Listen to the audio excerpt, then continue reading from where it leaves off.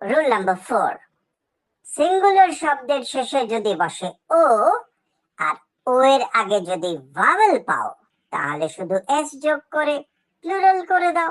দেখো, আগের নিয়মটা ছিল ও এর আগে যদি কনসোনেন্ট থাকে তাহলে ইএস হবে, কিন্তু শেষ ও এর আগে যদি ভাওয়েল থাকে তাহলে কিন্তু শুধু এস যোগ হয়ে যাবে।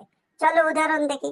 রেডিও, রেডিও আমরা যেটা শুনি শেষে ও আছে, ও এর ঠিক আগে আই হচ্ছে ভাওয়েল আছে, রেডিওস হয়ে যাবে প্লুরাল, অনেকগুলো রেডিও। কাকু, কাকু মানে কোকিল, লাস্টে ও আছে, তার ঠিক আগে আবার একটা ও অর্থাৎ ভাওয়েল আছে, অনেকগুলো কোকিল, কাকুস, এস যোগ করে। ওকে।